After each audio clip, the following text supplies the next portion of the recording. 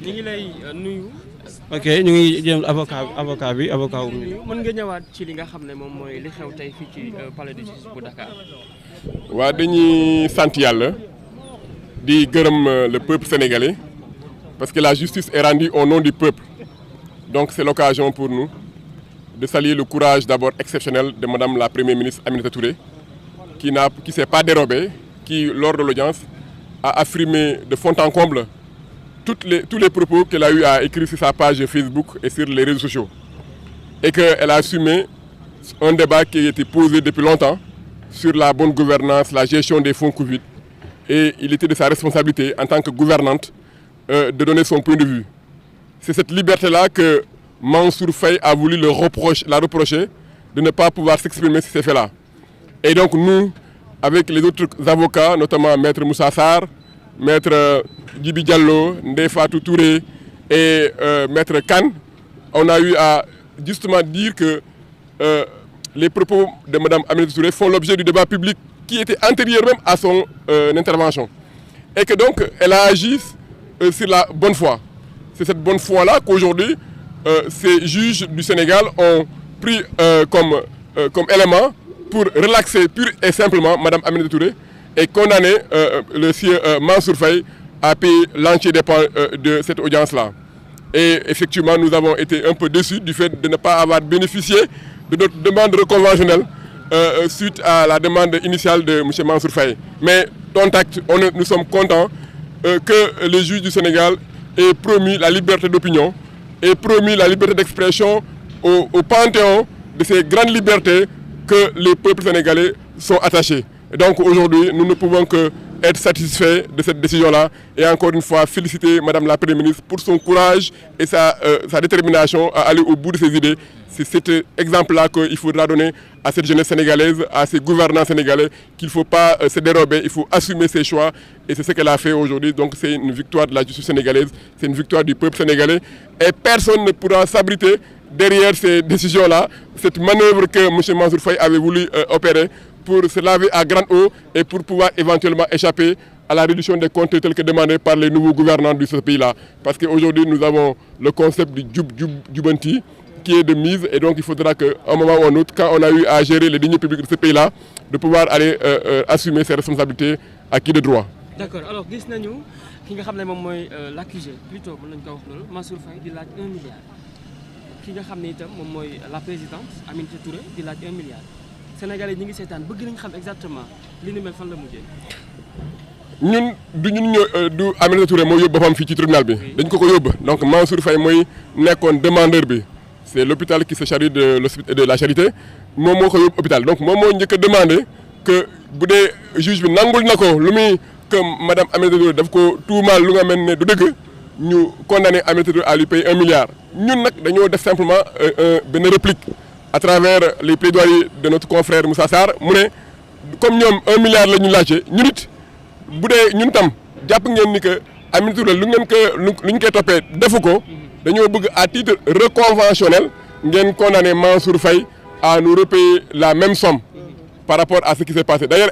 tout de suite madame Aminata Touré a estimé que bu fekkente ni sax justice nangool na ko sax loolu xaalis boobu du dugg ci poche am da ko doon dugal ci néew doole yi pour jàppale leen ci lu nga xamante ne mooy dafa am benn c'est une femme de cœur donc xaalis boobu du pour moom pour askan li ko waroon jégleel donc tey juge bi nee nañu aussi bien Mansour Faye duñ ko jagleel 1 milliard bi parce que dañ ko débouté dañ ko daxal lu mu doo laajte ñun it malgré que ñun ñoo am dëgg ci moom nee nañu loolu doyul pour ñu laajte 1 milliard bu mel noonu donc ñun dañoo jàpp ni que dañu renvoyer dos à dos sur la question de l'indemnisation par rapport à ce que nous avons eu à demander donc mais man nee naa leen que dañ ko sant yàlla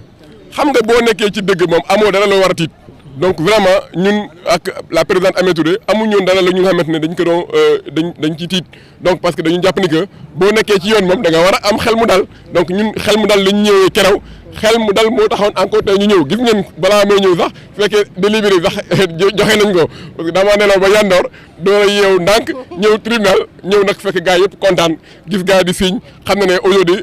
lu xewi na la gars yi comprendre que justice aux ordres de l'exécutif d'avant n'est plus de mise aujourd'hui et que aujourd'hui ku nekk ci dëgg ñu jox la ko ku nekkul ci dëgg nag ñu wan la que nekkoo ci dëgg loolu moo tax ba citoyen yi mën a am xel mu dal ci réew mi parce que justice dafa war a tëddee njaaxaanaay donc mënoo nekk ci réew ngay buum mi di def loo neex nga ne kenn du la ko waxal. loolu moo jeex tey. Dernière question gis nañ 3e mandat Mimi Touré moo gagné la présidentielle mu ànd ak coalition Diomaye gagné leen tey ñu ñëwaat ci procès bi ki nga xam ne goro la ci président ba woon mu gagné waat ko lan mooy secret bi. ah na ngeen moytu Mimi Touré daal waaw du ma ci sore danaka seen femme de baraka rek seen femme de baraka rek am nga baraka dafa am. dafa am nit yu nga xam ne yàlla day ànd ak ñoom. waaw ku ñu àndal nga falu voilà nit ko dëgg la parce que voilà lu mu ànd rek day am lu day jur lu baax waaw.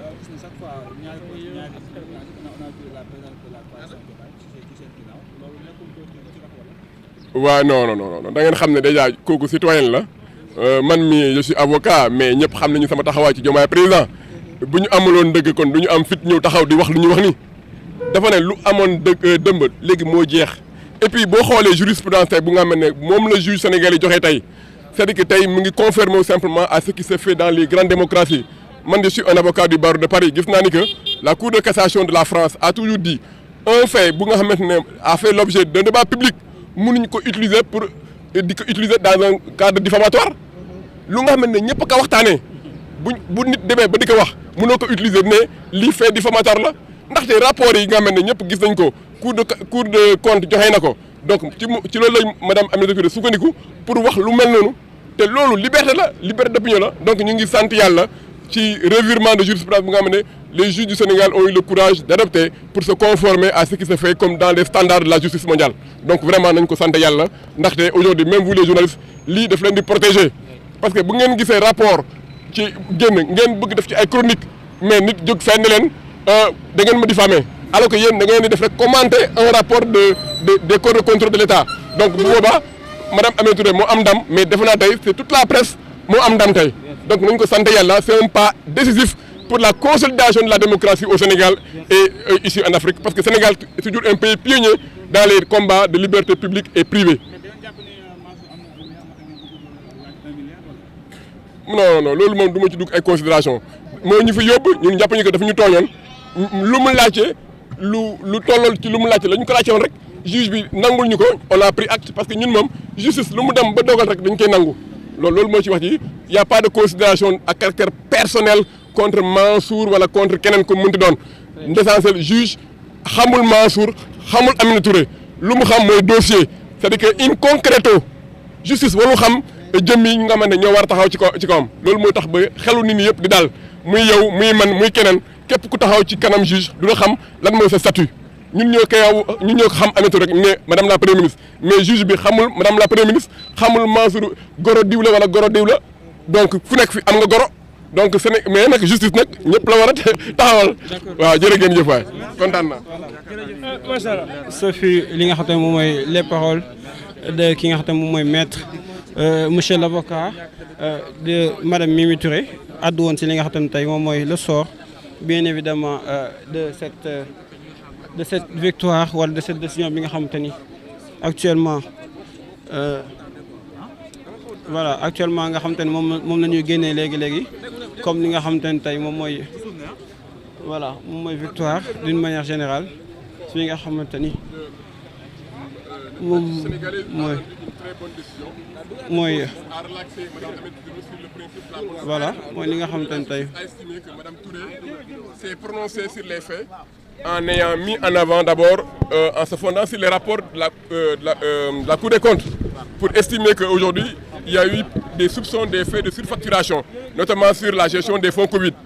et c'est fondé sur ça. C'est sur cette bonne foi que Madame Touré a été relaxée et M. Mansour Faye a été condamné aux dépens. Donc aujourd'hui, nous ne pouvons que nous réjouir de cette décision-là qui a été rendue par le juge du Sénégal et on peut vérifier aujourd'hui que c'est une évolution positive sur la consolidation de la démocratie en promouvant justement